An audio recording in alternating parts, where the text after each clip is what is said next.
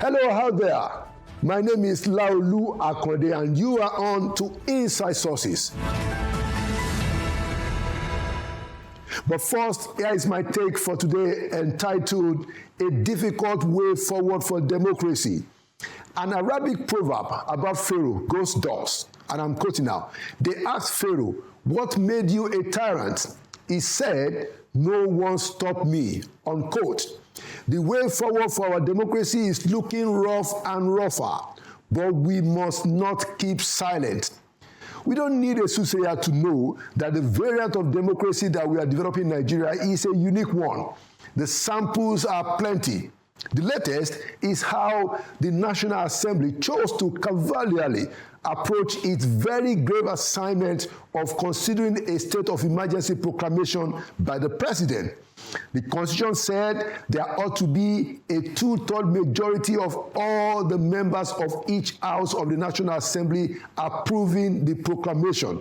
Now, on Friday, both houses said they have approved the proclamation, but no one has the figures of how many of the members of both houses, first of all, were present at the sitting on Friday, how many members voted up, how many members voted down on the proclamation, or who voted which way. We don't know these things. No one seems to know. We simply cannot tell these important figures.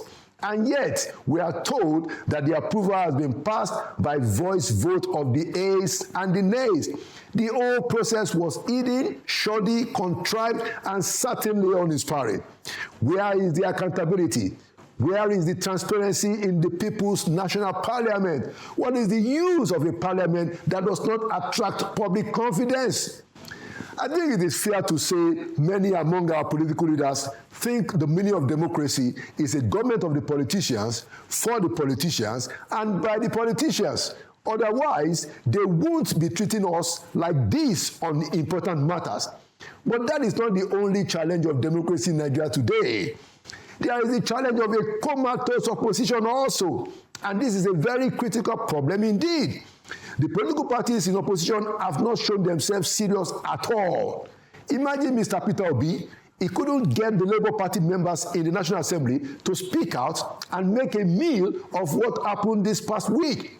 Former Vice President Atiku Abubakar was busy addressing a press conference about the formation of a coalition against the president when PDP senators and House of Reps members were coming under intense pressure to compromise or to keep silent. Where is Atiku? Where is Obi? Where is their influence in their own parties in the National Assembly? What kind of opposition leaders are these? They simply issue statement opposing the declaration of the state of emergency and then disappeared. It is so unsettling at a time that the president assumed powers outside the confines of the law. The opposition leaders and the forces are thoroughly disorganized. But now back to the president. Inside Sources could easily imagine that the president has superior information that may have compelled him to make the declaration of a state of emergency in Rivers State. But we should not have a situation where an elected president is able to arbitrarily suspend another elected government official. To allow such is both unconstitutional and undemocratic, especially in a federation. It is why we are saying today that democracy is traveling a hard road in Nigeria. Whenever an elected official is to be removed from office for a while or completely, we must adopt only the clear means stated in the Constitution. What has happened in Nigeria these past days calls for a national clamor to denounce it. Otherwise, we will never outgrow the politics of patronage and politics of personal aggrandizement, and things might even get worse. That is why we must commend the boldness and the clarity of the Nigerian Bar Association. Its condemnation of what happened was swift and it was right, certainly on the removal of elected state officials in Rivers State. For the love of this federal republic and for the sheer love for Mr. President's own legacy as a Democrat, people of goodwill must all be loud and clear that we did not sign up for an elected dictatorship. People that love the president owe it to tell him softly, softly. It was Abraham Ogbodo, a veteran journalist, in an article recently on what the president has done in Rivers State, that he prayed that the following wouldn't be said of the president, and I quote him, "the great Jagaban who did everything to undo himself," end of quote. For those of us who are sincerely troubled about what our political leaders are doing, let us keep speaking up and let us keep speaking out. Let our voices be loud and clear. One day will be one day. But we are not anarchists. And so once the National Assembly said it approved the declaration of the state of emergency with those profound constitutional defects, what else can we say? We say, that is it, and we move on. But this democracy journey is getting tougher even under the presidency of the man whose political pedigree was all about showing us the way to democracy. Nigerians, tighten your seatbelts. And there you have it. Inside Sources will be right back. Welcome back to Inside Sources. Today I'm opening the show with a major development in the case of Sunday Jackson, who you remember in 2015 was in his farm when he was attacked by a herder who brought out a knife. It turned into a wrestling, and Sunday Jackson managed to defend himself, and in the effort, the attacker died. The matter went to court, all the way to the Supreme Court, and Sunday Jackson was returned as guilty, sentenced to die by hanging. Now, that was quite a bit of devastation to many people, including myself, who was in Newman in 2017 on the vice presidential delegation to witness some of the attacks perpetrated by the herders against the entire community. And so, the matter has been on for a while, and we have good news because there is now some bit of reconciliation with the father of the deceased agreeing and asking the governor of Adamawa State to set Mr. Sunday Jackson free. So to discuss that development and quite a few other developments around this case, I have with me Mr. Emmanuel Ogebe, US-based Nigerian lawyer and human rights advocate, and also Dr. William Devlin, an international human rights advocate. Ogebe and Dr. Devlin, welcome to Inside Sources. Great to be here. All right. Thank you. God bless you. Good. And thank you both for the work that you are doing on this Sunday Jackson thing, bringing it to the fore and pushing this clemency plea. Let's start with Ogebe. Can you just give us an update how it is that you now have the father of the deceased, that other, to actually say that, look, it's okay to release Jackson? Yes. Well, first of all, I want to say that yesterday when we got back from Newman, we heard that the Supreme Court has released the judgment after 2 weeks. But we've gone beyond the judgment. We're now at the clemency stage. And I am happy to report this is an amazing breakthrough. The Hama Bachama, that's the king of the Bachama kingdom, had hosted the members of both families prior to our arrival. And they mediated the issue. And the father of Jackson's attacker, a gentleman named Bawuro, Ado Bawuro, said not only was he not aware of the case, that, his son's, killer, so to speak, was tried, but that he doesn't support his execution.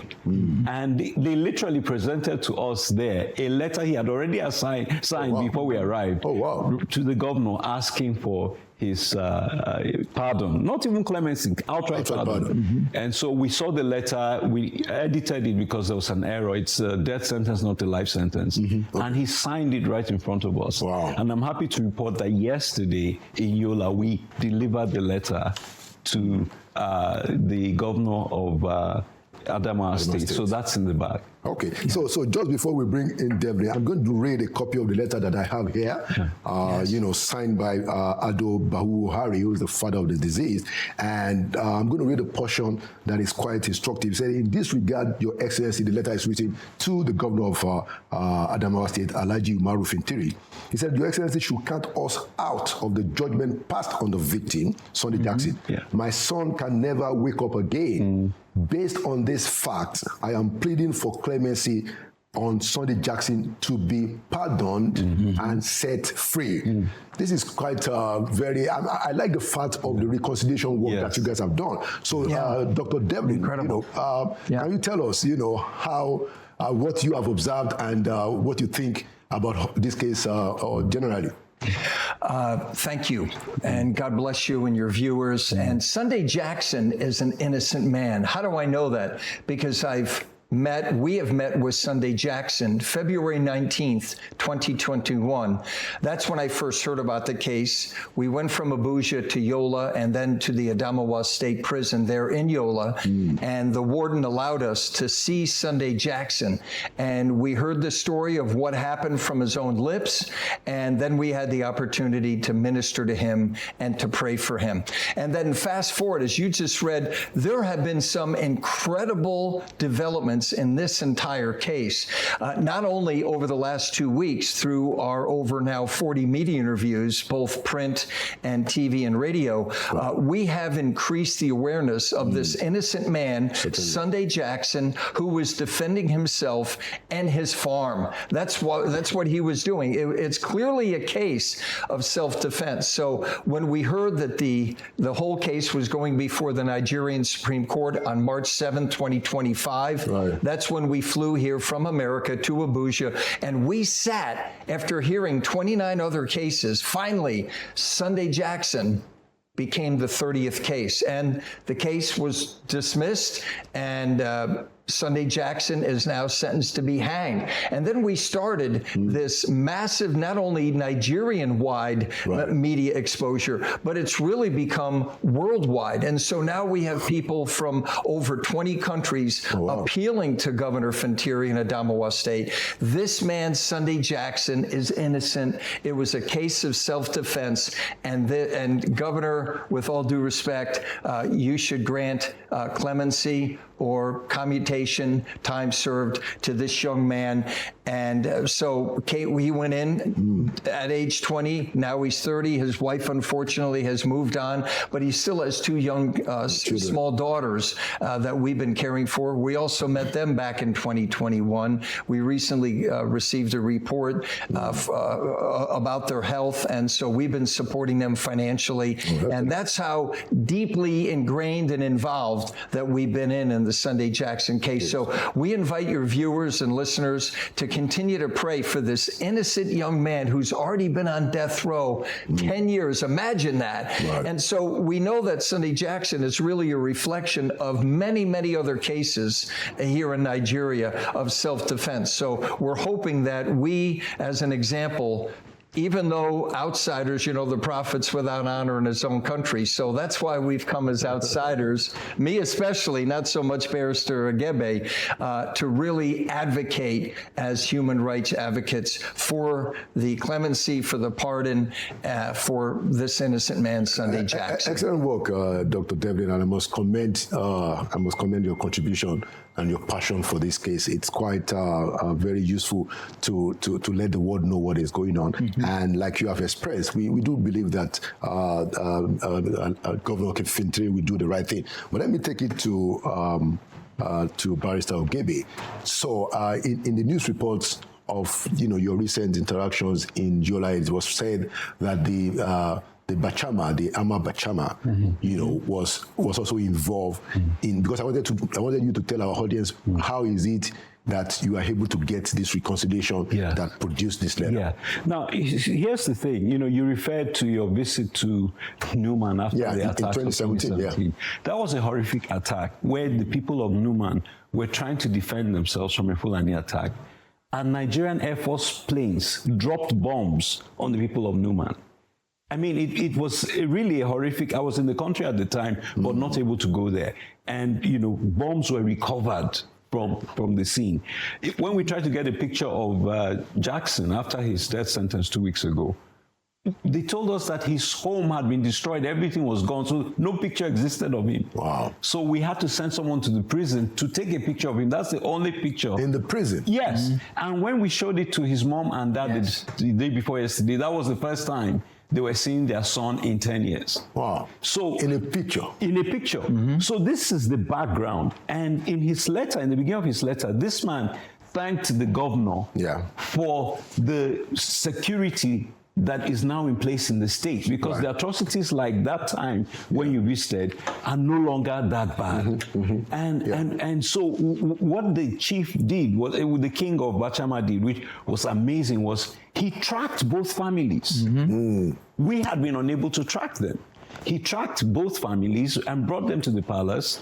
Wow. And he reported to me that this is what they said to do. And then he called them back again for a mediation with us. And they repeated to us exactly what the king had said. And the king said to us, he said, we as rulers here are the front line of this issue. We do early warning, we do mediation, we do mitigation. So a lot of what we do, nobody knows of because it's successful in stopping conflicts. It's when we fail that you see a big issue. And, and so that's the sort of thing that they try to do, but fails. And in this situation, after the fact, the chief was able to bring everyone together and say, and the chief made a very key point. He said that we all recognize that if Sunday is put to death, it will undermine the peace efforts that we've made. Yes. Yeah. So our security is actually in his clemency. Yeah, actually, we really need to commend the Bachama. Yes. And I remember in that visit with the vice president in 2017, we also went to his palace. Oh, wow. A big part of that engagement was in the palace. We also went to the farms to see a lot of devastation. I am pleased and delighted, with the work of the Bachama to try and bring everybody together. Because at the end of the day, we do need the peace. I'll give you the last word, Mr. Devlin. Yeah, and that's great leadership. And can you imagine this? I mean, we said in a press conference yesterday in Newman in Adamawa State, where else does this happen that the father of the attacker, who the attacker is now deceased, case of self-defense, where else does the father of the attacker come and ask a pardon for the young man, Sunday Jackson, who we all know is innocent? And so we just hope that he's going to soon be released. We're praying for that, and we're just advocating for this incredible human rights case that, when the world looks at Nigeria, this will actually be a net gain and an asset for Nigeria when the governor hopefully releases Sunday Jackson. And then finally, people will around the world, and Nigeria itself will be saying, this is a great day for Nigeria, that they fully understand the glory of human rights and the advocacy of human rights. I just want to add one quick point that, the Supreme Court judgment seemed to say that, he stabbed the guy 3 times, and that was excessive. He himself was stabbed 2 times. So are we saying that the law now is that you must stab who attacks you the exact number to self-defense? That makes no sense. The solution to Nigeria's problem is not going to come from Abuja. It's not going to come from the political class. It will come from the community. And we must commend again the Bachama and also Adobawuro Ari. We must commend the man, for living up to being a human being. So God will bless him. Amen. And we hope that this is a turning point. Thank you so much, Emmanuel Ugebe and Dr. Devlin Williams for coming to Inside Sources. All right. Inside Sources will be right back. Welcome back to Inside Sources.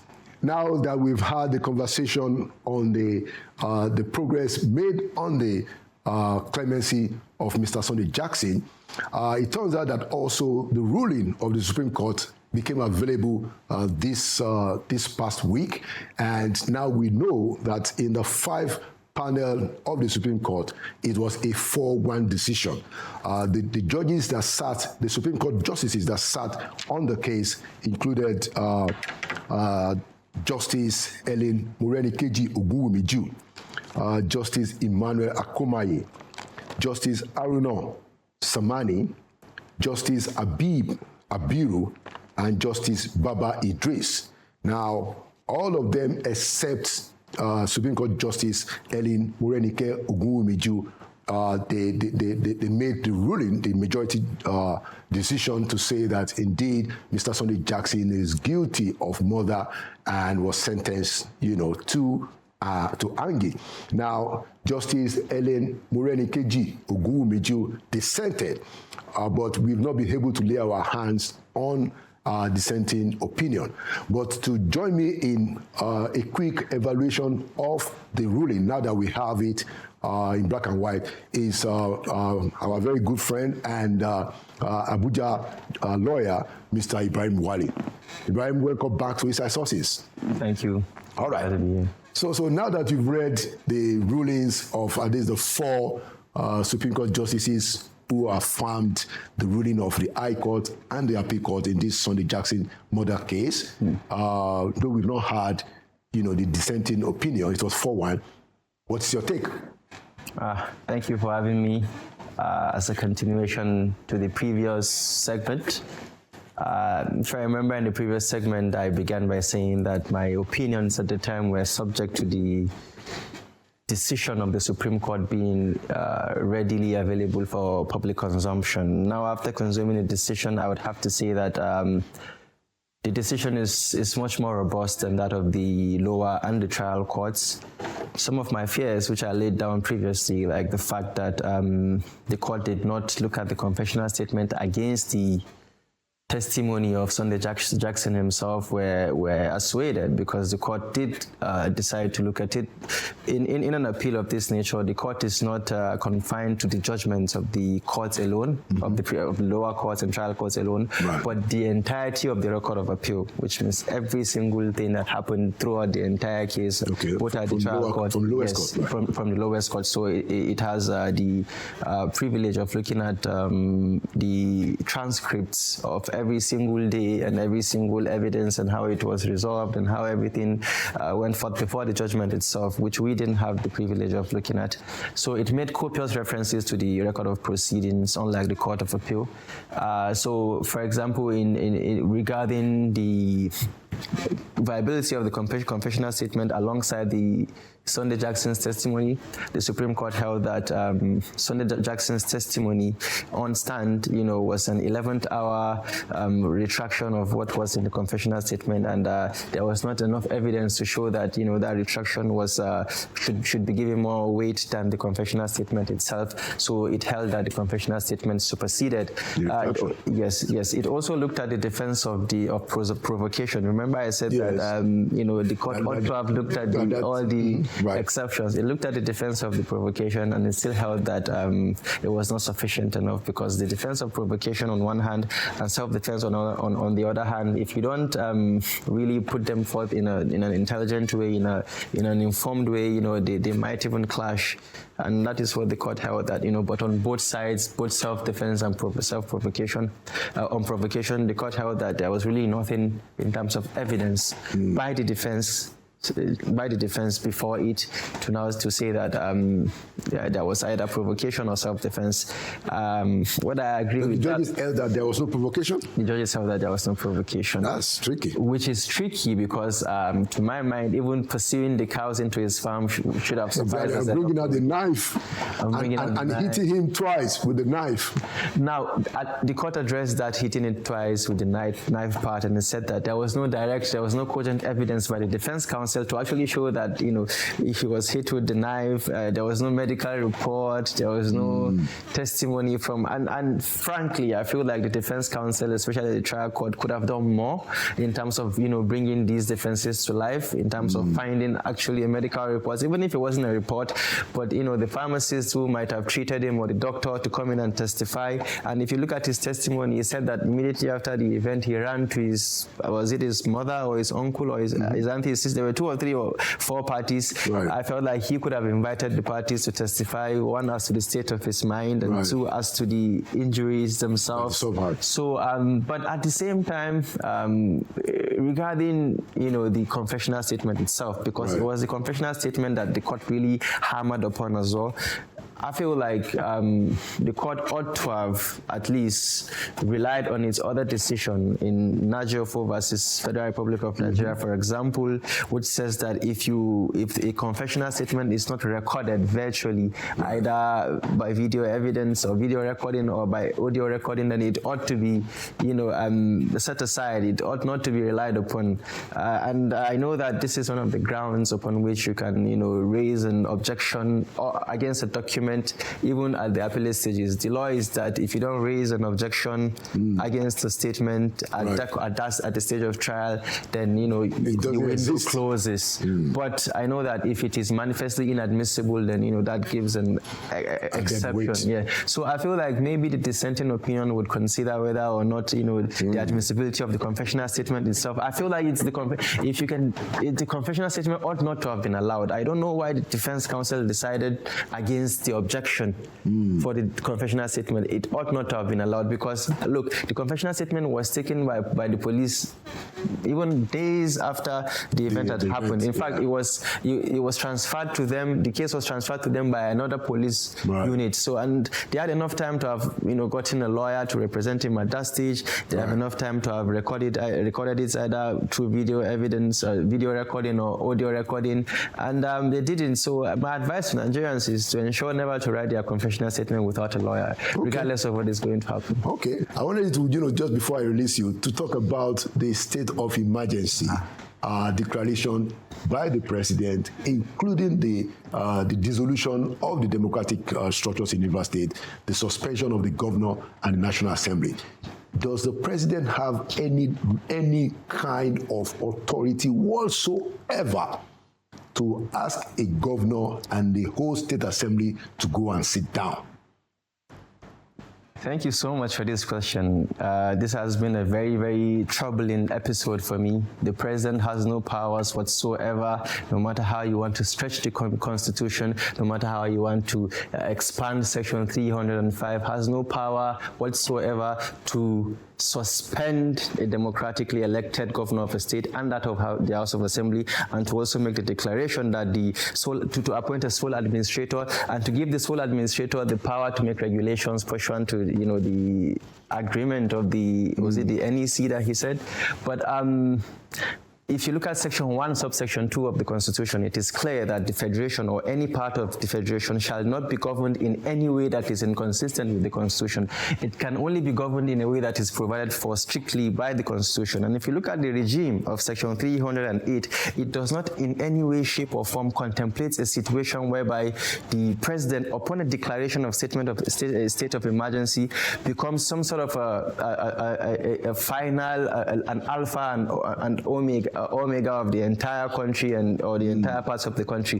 In fact, if you look at the Constitution itself in its totality and entirety, it provides for when these state of emergency powers should be activated. For example, Section 45, it talks about in a state of emergency, you can have your rights to expression, your rights to assembly reasonably curtailed. And even at that, it has to be reasonable in a democratic society, according to that section. If you look at Section 217 as well, it says that in a state of emergency, the president has the power to invite the armed forces in support of civil authorities. It is clear, in order to bring peace and order to this. So it is always going to be in support of civil authority, not to replace a civil authority. The president has no powers whatsoever, and the National Assembly equally does not have a power to upstamp an unconstitutional act. In fact, in so doing, they also usurp their own powers, because by Section 11 it says that where a state house of assembly does not have the right or does not have they cannot convene and actually make laws for a state, then the National Assembly should step in and make laws for the state. But the president's declaration was that the sole administrator would make regulations for the state, and this is basically the powers of the National Assembly in a state of emergency. But in that section, it goes on to say that the National Assembly, in exercising this power, cannot remove the governor or his deputy. So if they cannot remove him, then they cannot upstamp or they cannot affirm or ratify a decision that removes him. Right. So if you look at the totality of the sections, like Justice Walter Onogen, as he then was, in a decision, JSC, he said that you cannot read the Constitution in abstraction. You have to read it as a whole, as a community, and there is no single section of the Constitution that is superior to other sections of another section of the Constitution. But the interpretations we see so far is that Section 305 somehow gives the an overarching power to the president when an SOE is called to some sort of relegate other provisions of the Constitution, provisions that have to do with the the election, removal of governors, election, removal of states houses of assembly. It's really abysmal. It is a decision that has really rocked my core because I feel like it is a constitutional somersault. Right. But frankly, this decision should be condemned thoroughly. It is not a decision that should stand. It is a decision that seeks to undermine our democracy, that seeks to undermine the Constitution, that seeks to, or has undermined, in fact, the rule of law, and has portended a lot of, it portends a lot of danger going forward. The decision should not be allowed to stay. Thank you so much. And this is my view too. And now that we have your own view as a lawyer, the next segment is going to have a number of public intellectuals to look at what it is that has happened, and balance it against your legal views. Thank you so much, Mr. Ibrahim Wali, for coming to Inside Sources. It's my pleasure, sir. Inside Sources will be right back with a segment that goes into details with what had happened in the state of emergency declaration in Rivers State, and we'll be having a number of important people to talk about it, including a member of the National Assembly. Inside Sources will be right back. Welcome back to Inside Sources. Now we want to have a segment, a roundtable, to discuss this declaration of a state of emergency in Rivers State by the president, which has now been approved by the National Assembly. Quite a lot of very important issues to break down. Now, to join me in that discussion, I have a federal representative, actually the member of the Federal House of Representatives that represents Governor Fubara. I have him here in the studio. That is Mr. Awaji Inombek Abiante. My brother, you are welcome to Inside Sources. It's my pleasure. Thank you for coming. And of course, we have Malam Baba Yusuf, strategist, policy advisor, and the group CEO of GITC. Malam, good to see you again. Always a pleasure to be here, Prof. Thank you. Thank you so much. And joining us virtually from Lagos, Nigeria, we have Mr. Dayo Akintobi, a newspaper publisher. Mr. Akintobi, it's good to see you again. Always a pleasure to be here. All right. Thank you. So let us start from the Federal House of Representatives member, to tell us what is going on. What is your own assessment of what had happened this week? First, the president said that, look, I can't take this anymore. I'm going to have to declare a state of emergency in Rivers State. And then he took the rather controversial, in my view, decision to ask the governor and the state assembly to go and sit down. What's your opening take? Thank you very much. The issues around the state of emergency is already in the public glare, and I believe that Nigerians have told us what their take is. Parliament has also done what they needed to do. Whether I was right there on the floor or I was not there, whether I voted yes or I voted no, the decision has been taken by Parliament. Right. Therefore, all of us collectively should see that as the position of the National Assembly. But going forward, there are a few gaps even in the actions of the National Assembly. Yes, given that the presiding officers told us the numbers that they had on the register. Right. And the only options available for whatever was done was a yes or a no. But in Parliament, there are 3 options to vote. Right. We are not going to look at all of that it has been done. Is that you vote a yes, you vote a no, or you abstain. Yes. So provisions were not also made for those who wished never to vote a yes or a no. Or to abstain. Exactly. So going forward. So there's no provision for that.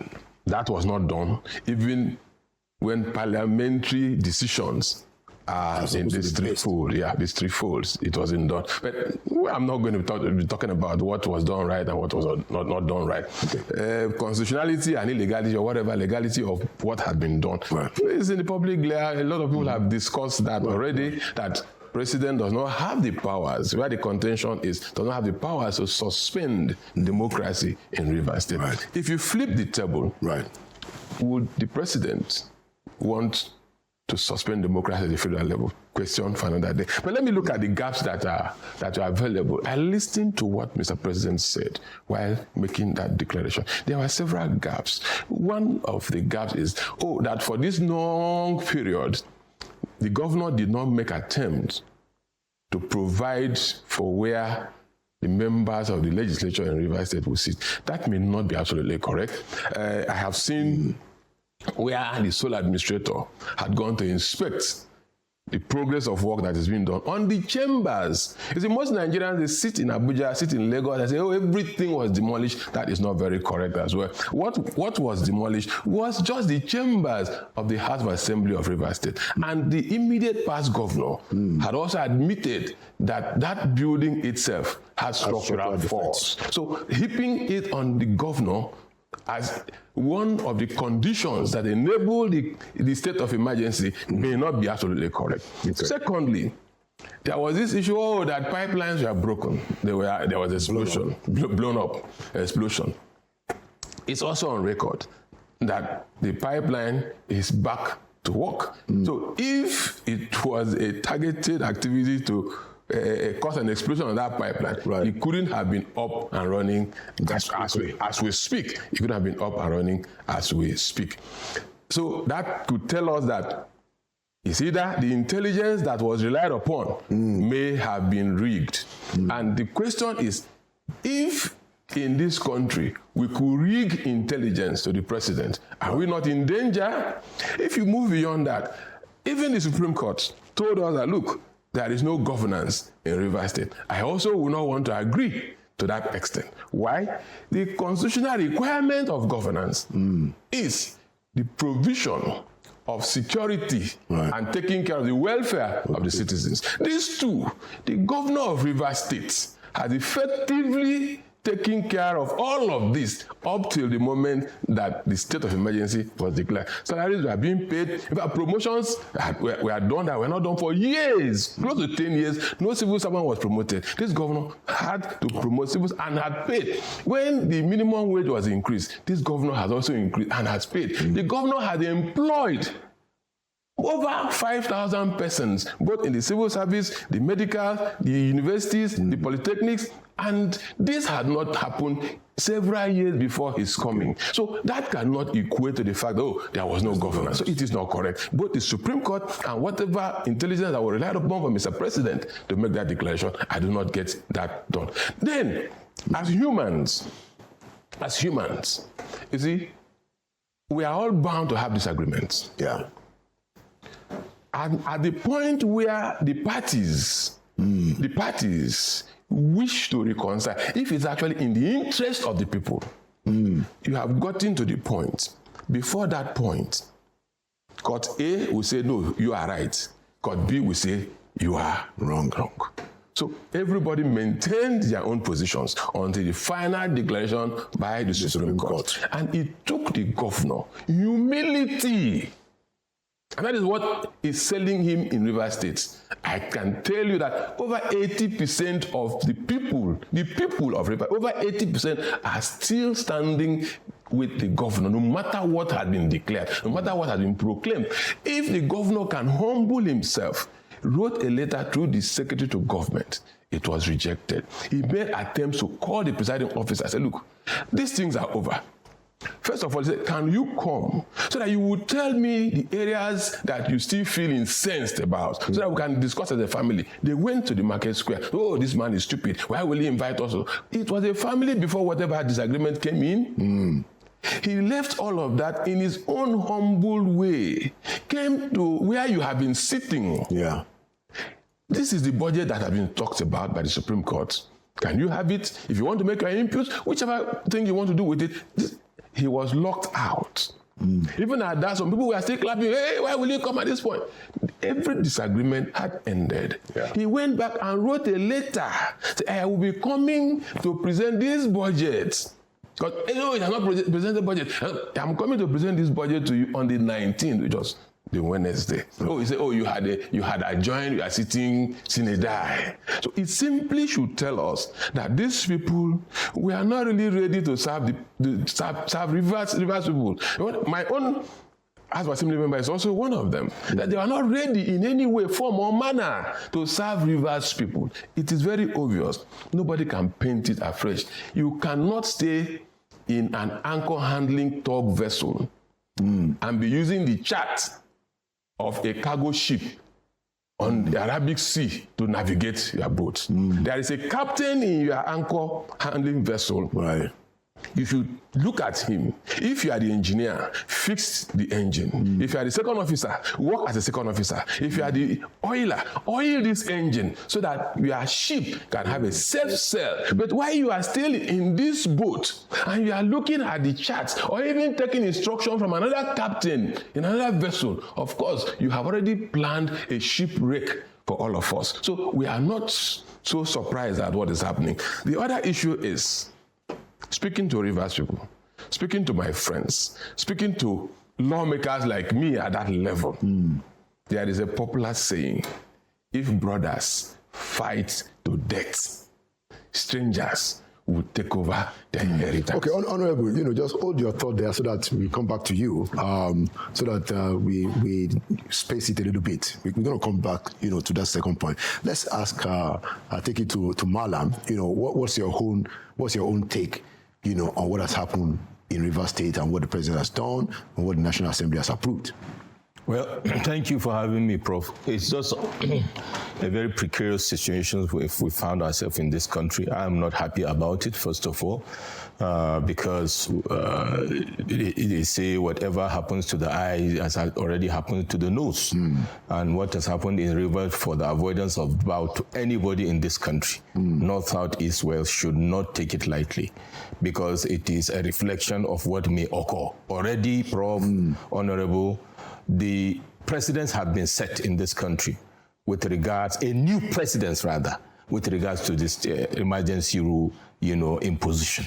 We've seen what happened in 2003 in Plateau. We saw what happened in Ekiti subsequently. And of course, we saw how President Goodluck Jonathan magnanimously, managed around that. But of course, one may argue that we have a very peculiar issue in Rivers State, whereas the dramatis personae in this case, His Excellency Governor Fubara and his political godfather, the former governor, now Minister Wike, have gone to a crossroads, such that they have gone to a point where, with due respect to those that say there will be mediation, irreconcilable differences, that is totally broken down, and has given an opportunity, for those that did what they did or they are doing what they are doing to the Rivers State, over and beyond the people of Rivers, because my focus, Prof, in this conversation is not Minister Wike, is not Governor Fubara, but the people of Rivers State. First of all, their rights have been suspended, and the right is to vote for whoever they want. Whoever it is they want, they have voted for that person, whether in legislature or executive. But that being said, now the people that have been entrusted with that trust by the people have failed the people and have now decided to take this fight to make it personal. However you see it is a personal fight, because in the beginning it was rosy, nobody was hearing this. I remember with nostalgia, build up to the elections, Prof, I don't know if you remember, Governor Fubara was haunted by the EFCC. And the allegation then was he was protecting Minister Wike. It's so ironic now that the two parties have gone this way. But I will remind us with the quote of former President of America, President John Kennedy, who said, "Those who sought power by riding on the back of the tiger end up in its stomach." And that is a less classic lesson to those that are aspiring for office or those that are already within the core of politicking in Nigeria. You cannot take your clothes and dip it in brown water, pure white cloth, and want it to be white. What I'm saying is, going forward, we need to evaluate situations and people we want to align with, whether political godfathers or godsons, before we go into bed with it. Of course, from time immemorial, this is not new, the clash between godfather and godson, but Rivers has presented an issue. But where it is very important is the position taken by Mr. President. But more importantly, to learn, to give the opportunity to our other panelists, is, of all this dramatic passage, whether it is Mr. President has done what he wants to do, whatever you want to say it, whatever you call it, right. The dramatic personage that brought us here, Governor Fubara and Governor Wiki, have done what they are doing, all as far as I'm concerned, not for the interest of the people of Rivers State, but the biggest focal point for me and for all Nigerians is the National Assembly. The president can do whatever he wants, Prof. Honorable. What is key for us is that which was lacking before 25 years ago when we got into the Fourth Republic, that people died and we shed tears and we lost a lot of time with military juntas. The legislature was the missing link that makes democracy what it is anywhere in the world. Right. And here we are, alas. We have a legislature that has come to play the dance they have played, whether it is the green and red chamber. Yes. So I put squarely and wholly the responsibility, whether positive or negative, or what happens in the Rivers, on the door front of the National Assembly, and to make it worse, not even the Senate President, not the Speaker, not the ruling party, but the so-called opposition parties and opposition caucus that are there, that have suddenly lost their voice, whether it is for Qatar or flu or whatever, and we don't see that reaction from these proponents of democracy, quote and unquote, to at least take a position to pressure for us to see what? To see a process take place. I don't have a quarrel with whether it is a unanimous decision, but the process is crucial in giving integrity to the process and for us to know that the people in the National Assembly are serious or not. But indeed, Mr. President played a card and they bought it wholesome. And as far as I'm concerned, that is the area we should look at critically. Okay. Thank you so much. Mr. Akitobi, please, your take on what is happening in Rivers State and what the president has done that has now been approved by the National Assembly.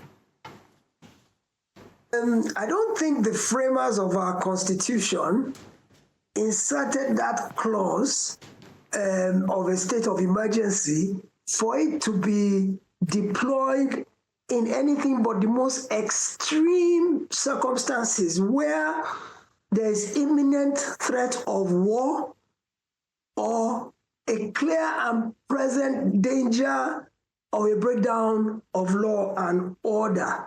I think that clause really speaks more to violence, mayhem, all kinds of things that disrupt orderly society. And I think the question we should be asking ourselves is, did the situation in Rivers State rise up to the level where there was a clear concern that it may suddenly become chaotic in that state? Well, as my co-panelists have said earlier, there was a political process playing out. The governor had approached the state assembly. He was locked out. He wrote a letter to them to say he'd come back again. So I remember him saying that he would comply with the ruling of the Supreme Court 100%, and it seems to me that he was actually on the road to doing that.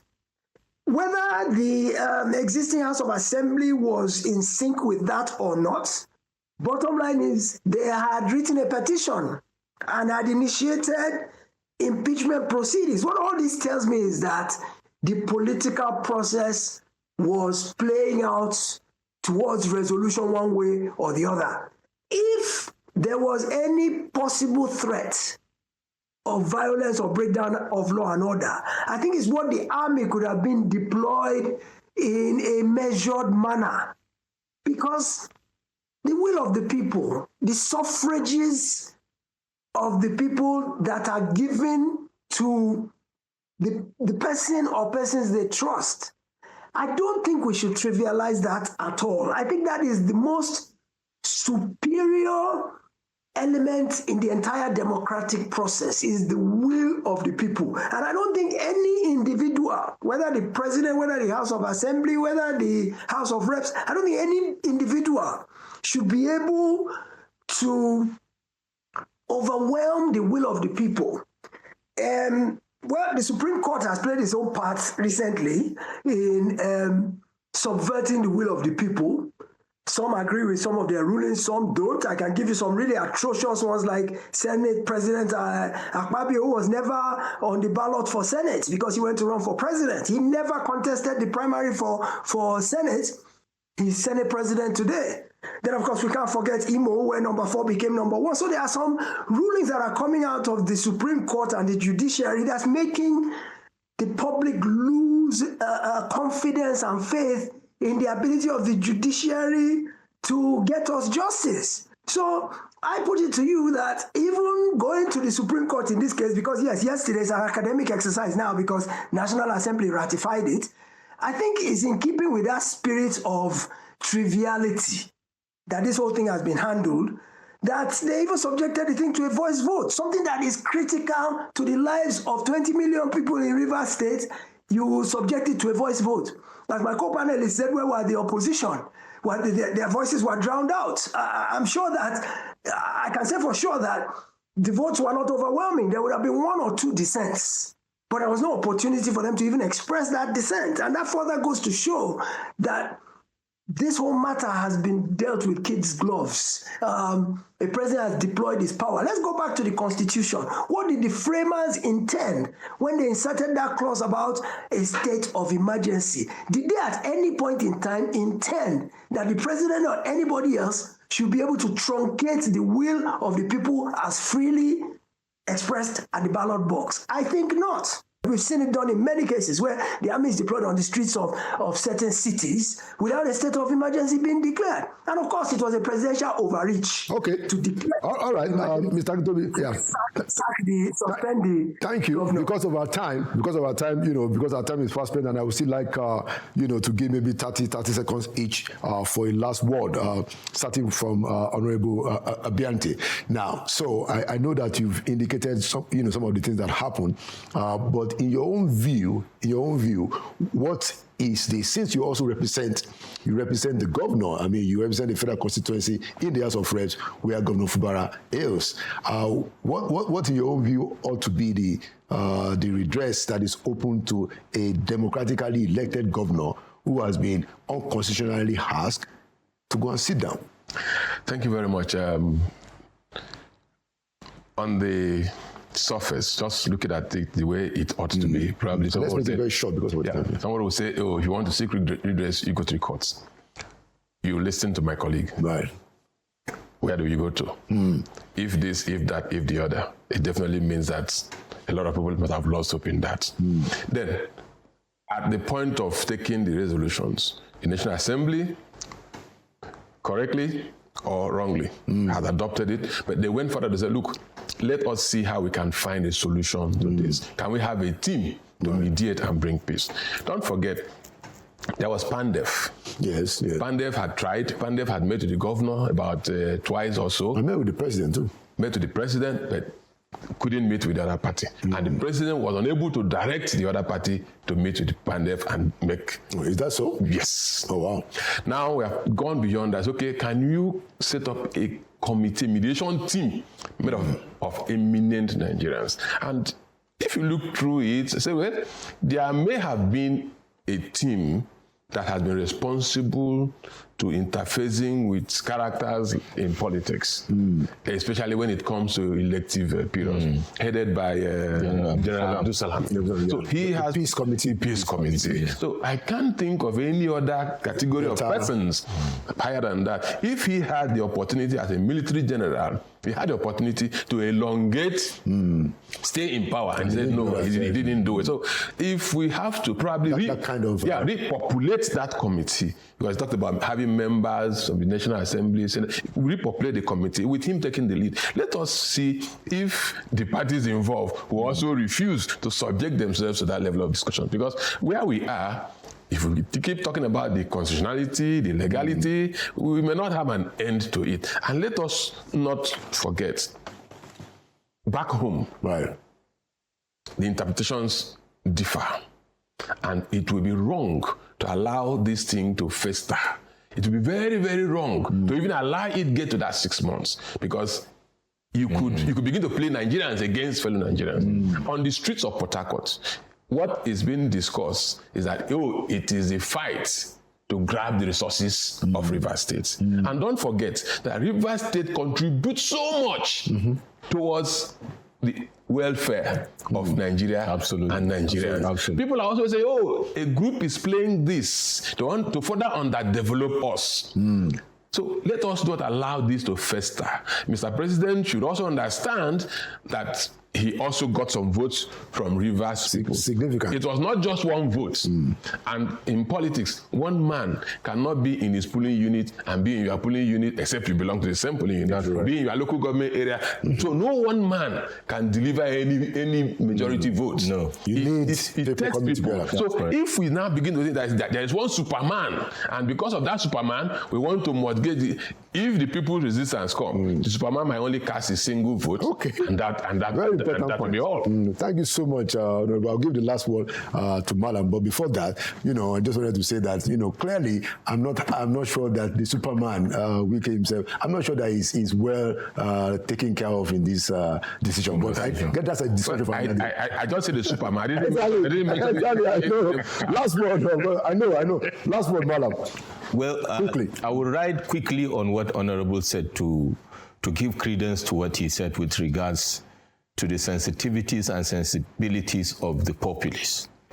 And I will cast all our minds back with profound respect to all of us, including Mr. President, all of us, to what happened in Kano State in 2003, when the then Governor Rabiu Musa Kwankwaso, during his heydays as a member of the ruling party, was up against Malam Ibrahim Shekaru, who was a political greenhorn, if you like, coming on board in an opposition party.